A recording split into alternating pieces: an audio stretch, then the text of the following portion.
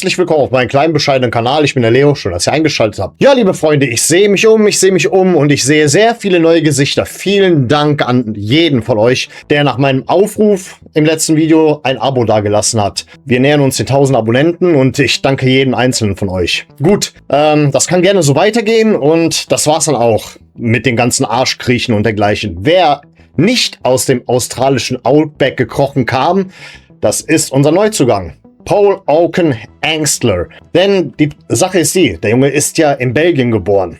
Also hier im Umkreis kann man schon fast sagen.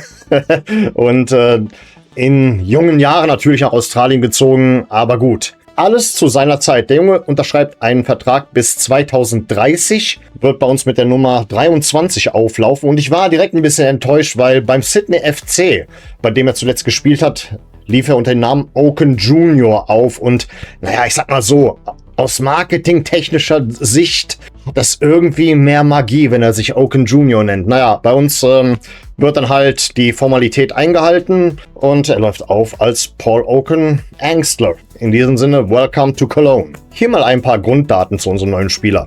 Sein vollständiger Name ist Paul Michael Junior Oaken Angstler, geboren am 24. Januar 2005, demnach aktuell 21 Jahre alt. Geburtsort Ostende in Belgien. Vielleicht wird es auch anders ausgesprochen, keine Ahnung, war noch nie in Belgien, wenn ich ehrlich bin. Auf jeden Fall, es liegt in der Region Flandern und von daher kann der Junge auch Niederländisch, weil Flandern ist dann halt diese niederländische Region von Belgien. Ein bisschen Geografie nebenbei. Er ist 1,86 groß, Position hauptsächlich defensives bzw. zentrales Mittelfeld, gilt von daher als Box-to-Box-Player, kann auch die Achterposition spielen, ist aber primär ein defensiver Mittelfeldspieler. Ja, und er ist Linksfuß. Sein familiärer Hintergrund ist unglaublich international.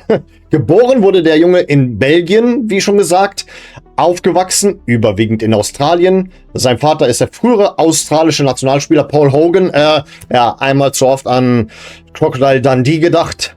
Natürlich Paul Oaken Senior. Interessant ist auch, dass sein Vater italienische Wurzeln hat und von daher fällt Paul Oaken Angstler nicht unter das Nicht-EU-Ausländergesetz, keine Ahnung. Jedenfalls, es war für ihn, glaube ich, kein Problem, die Arbeitserlaubnis zu bekommen, weil durch seinen italienischen Pass ist er EU-Ausländer.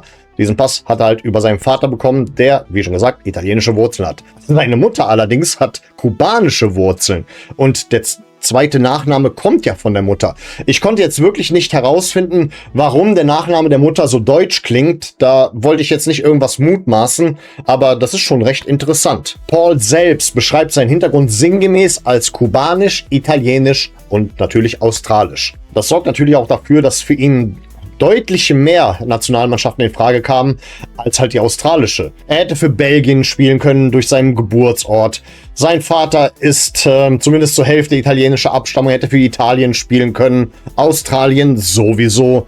Und natürlich auch Kuba, wobei, habt ihr jemals Kuba Fußball spielen sehen? Baseball ist dort ein Nationalsport. Jedenfalls entschied er sich sportlich für Australien und durchlief dort unter anderem die U20 und die U23, bevor er dann halt in die A-Nationalmannschaft berufen wurde. Seine erste fußballerische Station war Marconi Stallions in Sydney. Das klingt jetzt auch wieder nach so einem Auswandererverein. Das ist ja in Australien weit verbreitet, also mit Auswanderervereine oder Migrantenvereine meine ich halt sowas wie Celtic Glasgow. Und naja, da gibt es reichlich solcher Vereine. Für mich war schon immer sehr interessant, so ganz nebenbei, ne, ein bisschen so mal Gossip nebenbei. Falls ihr es nicht wisst, also die neuen Zuschauer, ich bin ja Serbe und es gab dort den Verein, die Serbian White Eagles. Keine Ahnung, ob die noch existent sind oder ob die überhaupt Profifußball spielen, aber ja, gab es auch in Australien. Danach halt Jugendbereich der Western Sydney Wanderers und dann 2019 Rückkehr nach Belgien zu Club Brugge. Bei einem Jugendturnier in Portugal fiel er Scouts von Benfica Lissabon auf. 2022 entsprechend dann Wechsel zu Benfica Lissabon. Dort spielte er im Nachwuchs und in der zweiten Mannschaft von Benfica. Für Benfica B kam er in der zweiten portugiesischen Liga zum Einsatz. Und dann letztes Jahr 2025 wechselte er zurück nach Australien zu Sydney FC. Vertrag bei Sydney ursprünglich 3 Jahre. In seiner ersten vollständigen Profisaison entwickelte er sich direkt zu einer wichtigen Mittelfeldfigur. Sydney FC lobte insbesondere seine Ruhe am Ball, sein Stellungsspiel, sein Passspiel und seine Fähigkeit, Angriffe aus der Tiefe einzuleiten. Da er ursprünglich 3 Jahre Vertrag hatte, reden hier einige von einer Ablösesumme von ungefähr 1 Million Euro. Ich gehe mal davon aus, ein bisschen mehr ist trotzdem dabei rausgesprungen. Vielleicht auch ein paar Klauseln da drin. Weitere Infos habe ich an der Stelle noch nicht, aber naja, die Info ist ja auch erst gerade seit einer Stunde raus. Dann kommen wir nochmal zu seinem berühmten Vater, Paul Oaken Senior, früherer Kapitän der australischen Nationalmannschaft, spielte unter anderem für Club Brugge, Lazio Rom, AC Florenz, Middlesbrough und Leeds United. Er wurde 1995 als erster Nicht-Europäer zu Belgiens Fußballer des Jahres gewählt. Selber war er nie bei einer Weltmeisterschaft als Spieler dabei. Paul Oaken Jr., nennen wir ihn jetzt mal an der Stelle, erfüllte sich und seinem Vater diesen Traum bei der WM 2026, denn Oaken Senior ist zumindest dort Co-Trainer. Paul Oaken Engstler, Paul Oaken Jr., nennt ihn wie ihr wollt, hat auch einen jüngeren Bruder. Sein jüngerer Bruder Gianluca Oaken Engstler gilt ebenfalls als großes Mittelfeldtalent. Er spielt in Belgien bei Club NXT bzw. im Umfeld von Club Brugge. Gianluca hat bereits für italienische Jugendnationalmannschaften gespielt. Paul Jr. äußerte den Wunsch, eines Tages gemeinsam mit seinem Bruder auf dem Platz zu stehen. Aufgrund seines internationalen Hintergrunds spricht er laut eigenen Angaben 5 Sprachen.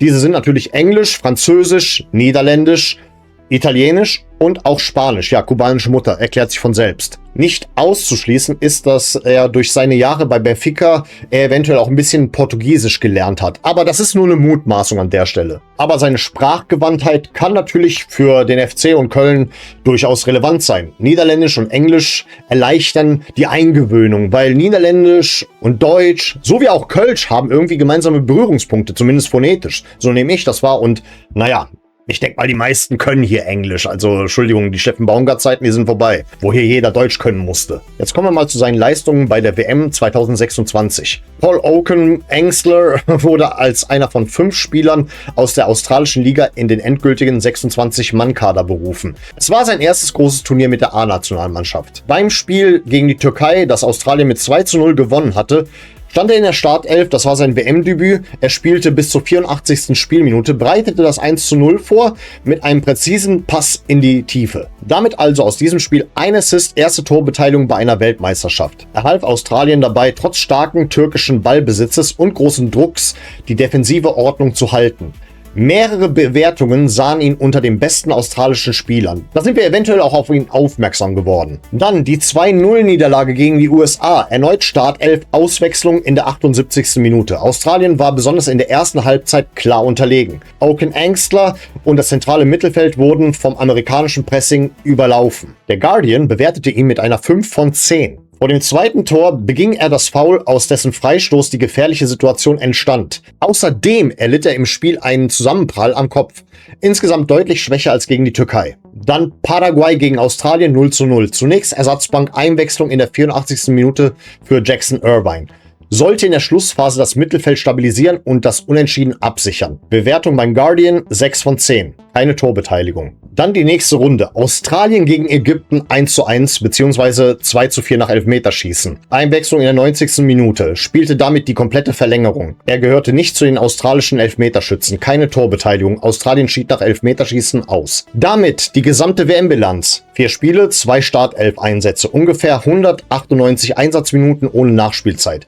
84 gegen die Türkei, 78 gegen die USA, etwa 6 gegen Paraguay, etwa 30 gegen Ägypten, 1 Assist, 0 Tore. Er kam in jeder australischen WM-Partie zum Einsatz. Das stärkste Spiel war eindeutig gegen die Türkei. Sein schwächstes Spiel dann halt gegen die USA. Das war aber für einen 21-jährigen Debütanten insgesamt ein recht gutes Turnier.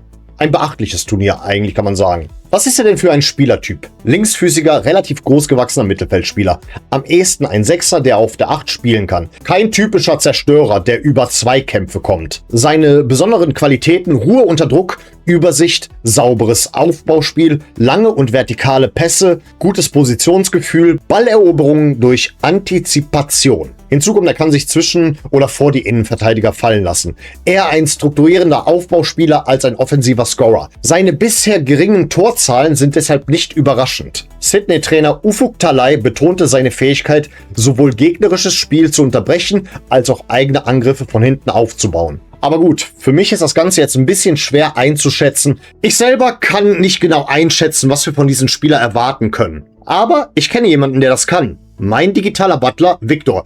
Grüß dich, Victor.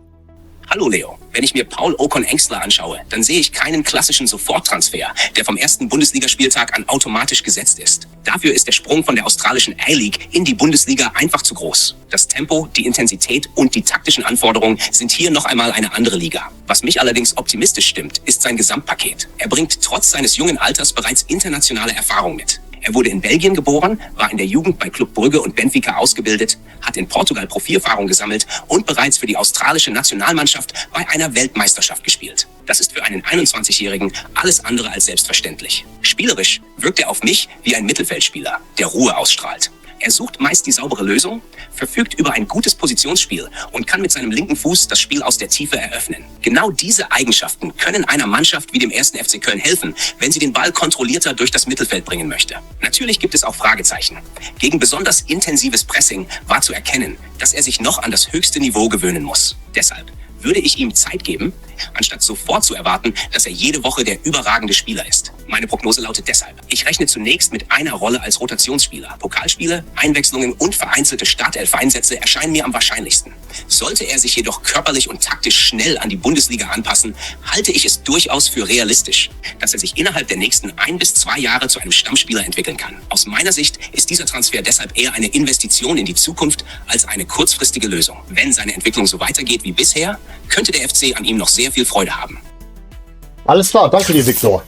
Ja gut, ihr habt es selbst gehört. Wir sollten unsere Erwartungen ein bisschen herunterschrauben. Ich selber lasse mich mal überraschen, bin gespannt auf eure Meinungen. Und ich hoffe doch mal, dass Paul Okon-Engstler sich in Köln relativ schnell wohlfühlen wird. Ich meine, zur Beruhigung, hier triffst du nicht einfach so random irgendwelche Krokodile oder Schlangen.